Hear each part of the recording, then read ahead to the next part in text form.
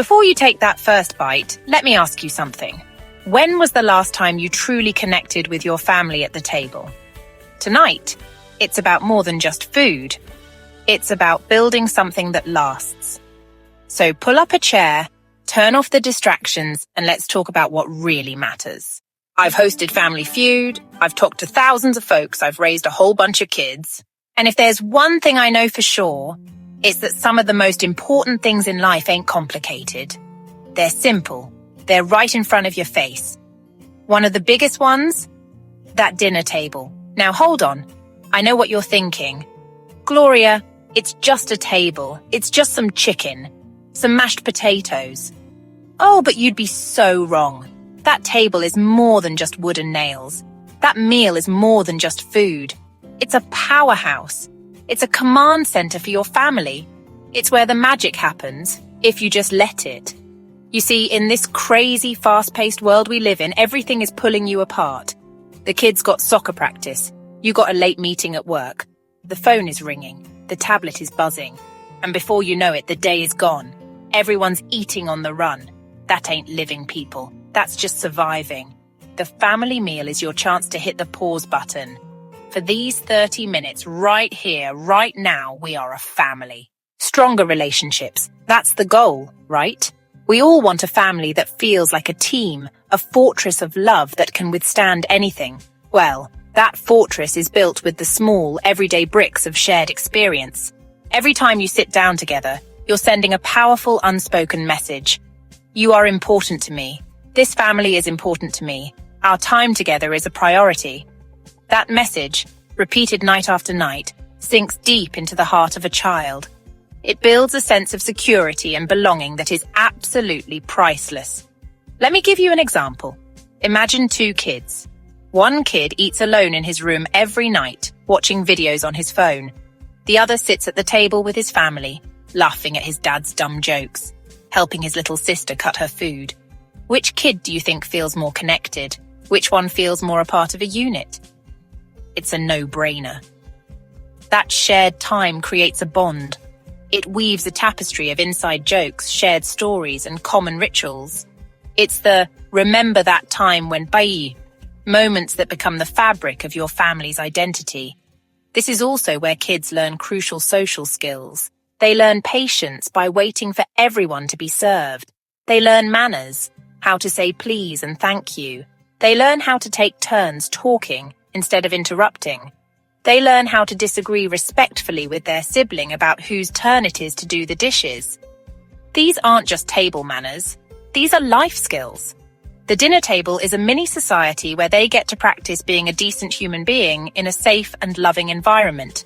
You are raising future adults, and this is their training ground for learning how to function in the world. Get the kids involved. Let one set the table, another help chop, another clear plates. When everyone contributes, it reinforces the idea that you're all in this together. It fosters a sense of shared responsibility and accomplishment.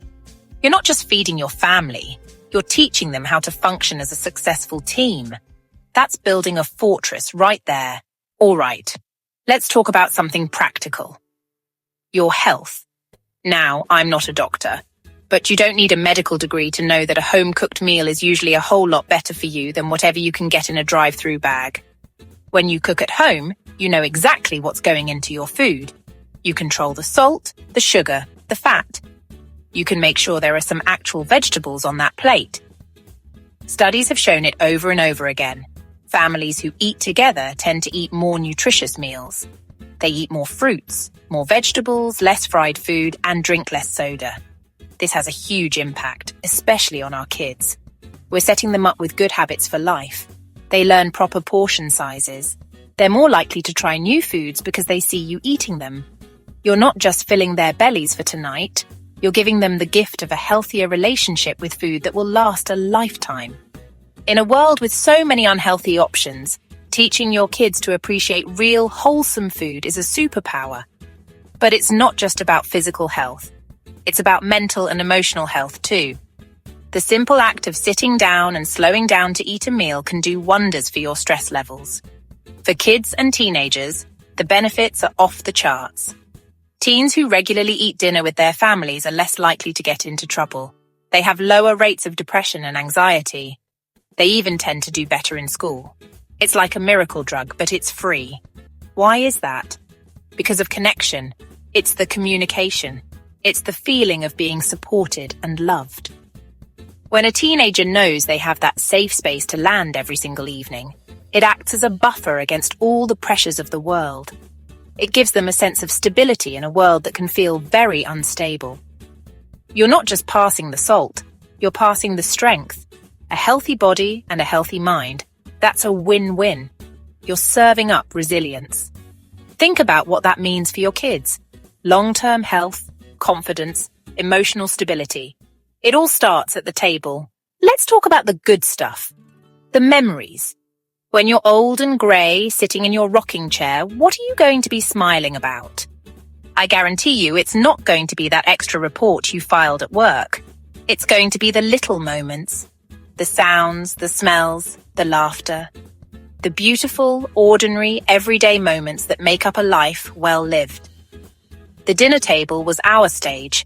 It's the memory-making machine that you get to turn on every single night. I can still hear the laughter in my own mama's kitchen. I can smell the cornbread, create rituals. Maybe Friday is pizza night. Maybe Sundays you share one good thing that happened.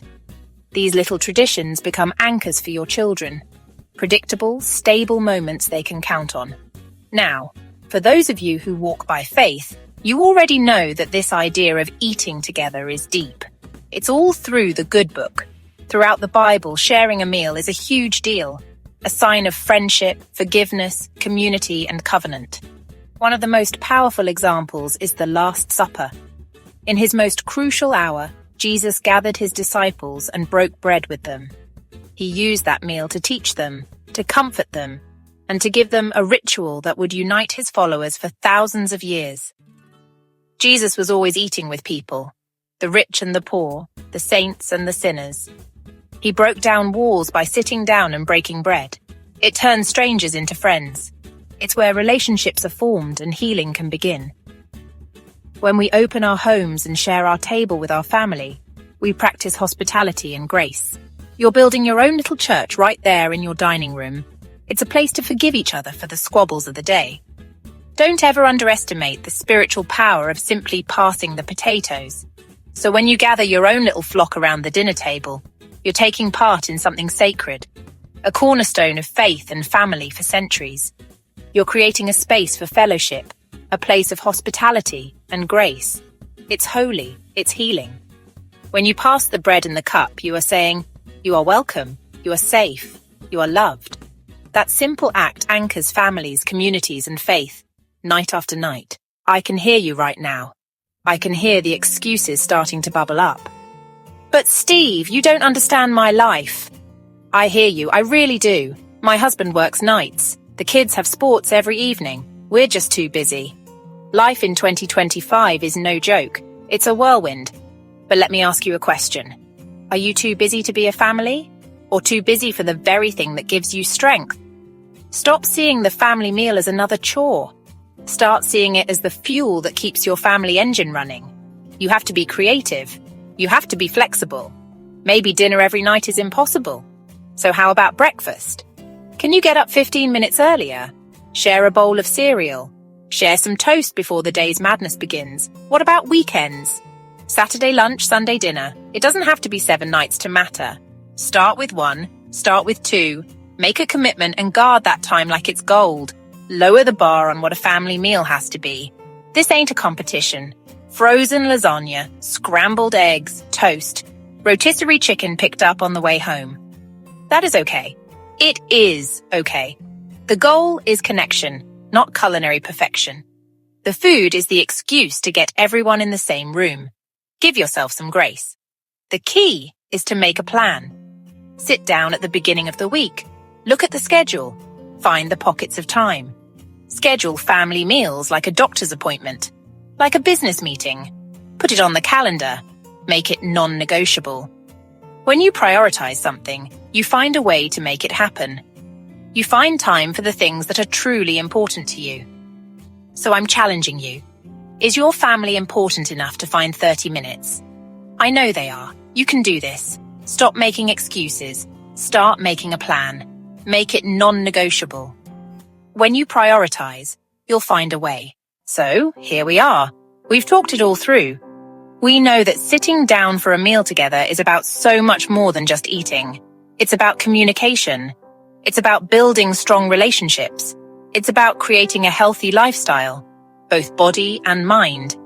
It's about making memories that will last a lifetime. It's a sacred, powerful act that can literally change the entire dynamic of your family. I want you to leave here today feeling inspired, empowered, not guilty. Guilt is a useless emotion. It looks backward. I want you to look forward, get excited about what you can start doing tonight. Go home, gather your people and sit down, even if it's just for 20 minutes. Turn off the TV. Put the phones in a basket in the middle of the table. Look at the faces of the people you love. Cherish it. Cherish the noise, the mess, the spilled milk, the silly arguments. These moments are fleeting. Your kids will be grown and gone before you can blink. These family dinners are your chance to slow it down and soak it all in. These are the good old days. You're living in them right now. These aren't just meals. They are moments of grace. They are blessings. Whether your table is big or small, fancy or plain, may it become the heart of your home. May it be a place of laughter, comfort, healing, and unconditional love. Build a fortress of family. Don't just feed your family. Nurture their souls. Don't just eat together. Cherish every bite, every story, every moment. Because that, my friends, is where the real feast of life is found. God bless you.